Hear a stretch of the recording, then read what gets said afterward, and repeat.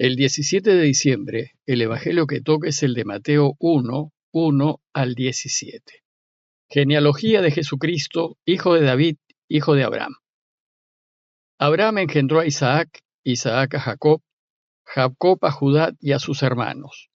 Judá engendró de Tamar a Farés y a Sará, Farés a Esrón, Esrón a Aram, Aram a Aminadab, Aminadab a Naasón, Naasón a Salmón, Salmón engendró de Rahab a Boz, Boz engendró de Ruth a Obed, Obed a Jesé, Jesé engendró a David el rey. David de la mujer de Urías engendró a Salomón, Salomón a Roboam, Roboam a Abías, Abías a Asaf, Asaf a Josafat, Josafat a Joram, Joram a Osías, Osías a Joatán, Joatán a Acaz, Acaz a Ezequías, Ezequías engendró a Manasés, Manasés a Amós, Amós a Josías, Josías engendró a Jeconías y a sus hermanos cuando el destierro de Babilonia. Después del destierro de Babilonia, Jeconías engendró a Salatiel, Salatiel a Zorobabel, Zorobabel a Abiud, Abiud a Eliaquín, Eliaquín a Azor, Azor a Sadoc, Sadoc a Aquim, Aquim a Eliud, Eliud a Eleazar, Eleazar a Matán, Matán a Jacob, y Jacob engendró a José, el esposo de María, de la cual nació Jesús, llamado Cristo. Así, las generaciones desde Abraham a David fueron en total 14, desde David hasta la deportación de Babilonia 14, y desde la deportación de Babilonia hasta el Mesías 14. Hoy, 17 de diciembre, iniciamos los 8 días de preparación inmediata e intensa para la Navidad. Se trata de un tiempo fuerte, privilegiado, y con textos evangélicos que nos ubican dentro de los 6 meses previos al nacimiento de Jesús, y que se suceden rápidamente para finalmente terminar con la celebración de Navidad. El texto de apertura de esta preparación especial, y a manera de un marco majestuoso, es la genealogía de Jesús. Por ser solo una relación de nombres, parece un relato frío y sin sentido. Sin embargo, está lleno de profundas enseñanzas teológicas. Una nota previa acerca de las genealogías.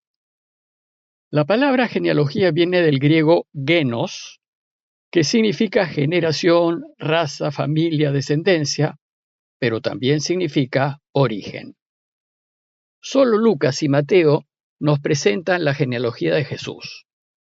Mateo lo hace al inicio de todo su evangelio y Lucas lo hace al inicio de su vida pública en su capítulo 3.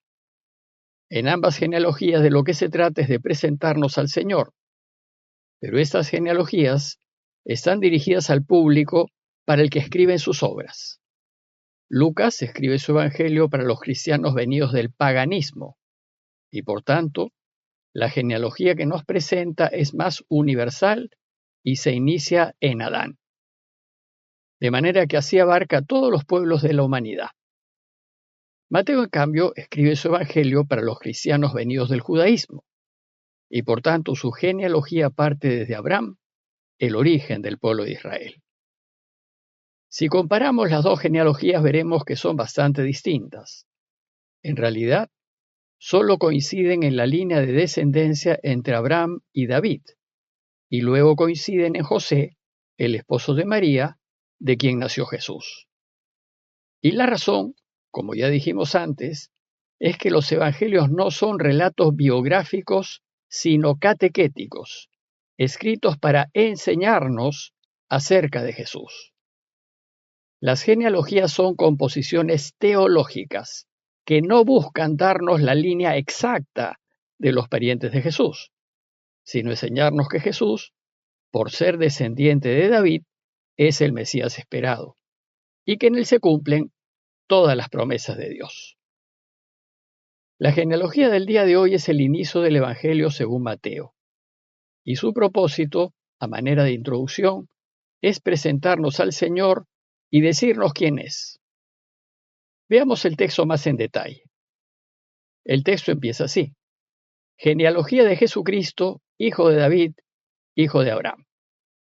En esta primera línea, Mateo nos dice que nos va a hablar del origen de Jesucristo, es decir, de Jesús, el Cristo o Jesús el Mesías.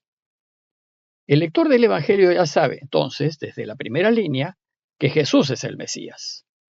Luego, en el resto de su Evangelio, lo que va a hacer Mateo es demostrarlo.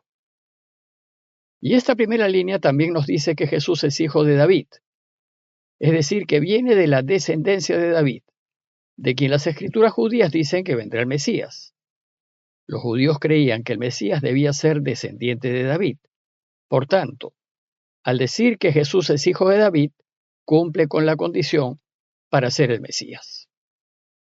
Y la línea introductoria nos dice que Jesús también desciende de Abraham, que como saben, Abraham es el padre fundador del pueblo de Israel, pero también se le considera el padre de todas las naciones. Si bien en esta línea introductoria Mateo ya nos presenta a Jesús, inmediatamente después nos lo va a presentar como aquel que llena todas las expectativas y que cumple con todas las esperanzas puestas en el Mesías esperado. Dios había prometido a Abraham, en Génesis 12, 2-3, lo siguiente: de ti haré una nación grande y te bendeciré.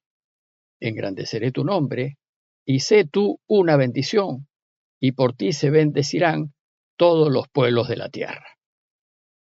Y a David, en el segundo de Samuel 7, 12-16, le prometió lo siguiente: afirmaré después de ti la descendencia que saldrá de tus entrañas, y consolidaré el trono de su realeza. Yo seré para él padre, y él será para mí hijo.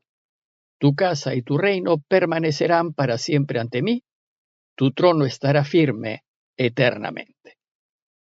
Por tanto, con esta introducción Mateo ya nos adelanta que las alianzas que Dios hizo con Abraham y luego con David se van a cumplir plenamente en Jesús, el Mesías. La genealogía que nos presenta Mateo sigue la historia de Israel y la divide en tres períodos. El período que va de Abraham hasta David. Como saben, con David prácticamente se inicia la monarquía de Israel, indicándonos así que Jesús desciende de reyes y por tanto que también es rey. Luego, el período que va de David hasta la deportación de Babilonia, evento que fue un momento central e importantísimo en la historia de Israel y que marcó un significativo acercamiento del pueblo a Dios. Y por último, el período que va de la deportación de Babilonia hasta Jesús, haciendo de Jesús el culmen y la realización total del pueblo. Además, Mateo nos dice que en cada uno de estos tres períodos hay 14 generaciones. Dice Mateo al final del texto: así, las generaciones desde Abraham a David fueron en total 14. Desde David hasta la deportación a Babilonia 14 y desde la deportación a Babilonia hasta el Mesías 14. ¿Y por qué 14? ¿Qué significa? Hay dos explicaciones para esto. Primero, es importante saber que las letras hebreas tienen números. Y si se suman los números de las letras del nombre de David, da 14. Con esto Mateo puede estar subrayando que Jesús es el Mesías davídico y que toda su genealogía es mesiánica. Y segundo, sabemos que el estilo de Mateo es presentar grupos de 7. Por ejemplo, hay 7 parábolas, hay 7 ayes, y esto porque el 7 es el número perfecto, que simboliza la plenitud o la totalidad.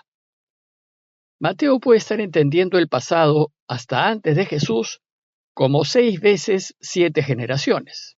Y Jesús es quien inicia la nueva generación, 7 veces 7, indicando así que en Jesús se realiza el cumplimiento total de la obra de Dios, poniendo fin a la era anterior de Israel e inaugurando una nueva historia, una nueva creación, la era mesiánica, los tiempos del Mesías.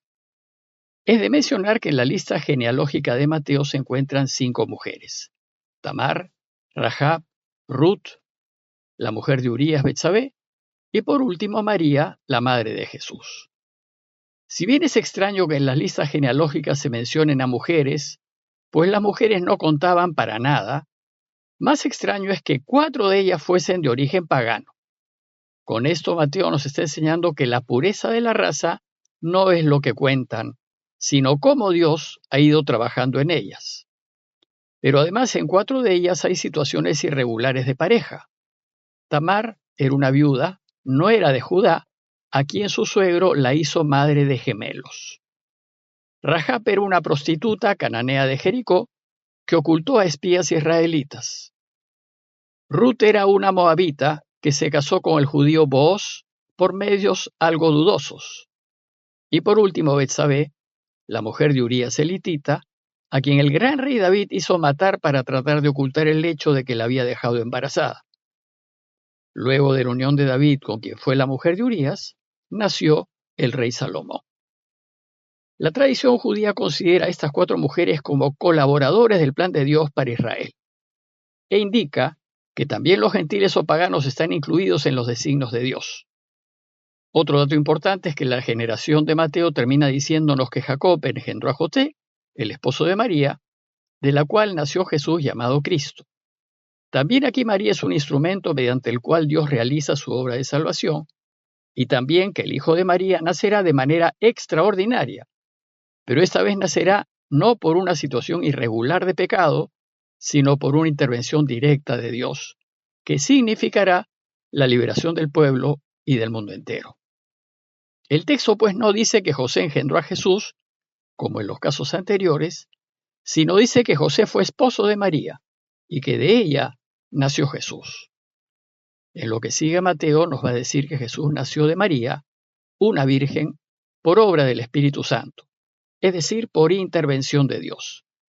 Sin embargo, aunque Jesús no sea de la misma sangre de José y por lo tanto de David, desde el momento en que José acepta al Hijo de María como suyo, Jesús se inserta en la línea de sucesión de David y se le considerará verdadero descendiente del rey. Como conclusión, este texto con el cual iniciamos los 8 días previos a la Navidad busca enseñarnos que Jesús, a quien seguimos, es el Mesías esperado por siglos y que en él Dios realizará todas sus promesas. Y que si queremos, si lo elegimos, alcanzaremos por medio de él la felicidad y la vida eterna. Pidámosle pues a Dios para que estos días previos a la Navidad los vivamos con la gozosa esperanza de saber que en Jesús, el Cristo, el Padre nos ha hablado de una vez para siempre. Y pidámosle la gracia de saber que solo en Él alcanzaremos la felicidad y la vida. Parroquia de Fátima, Miraflores, Lima.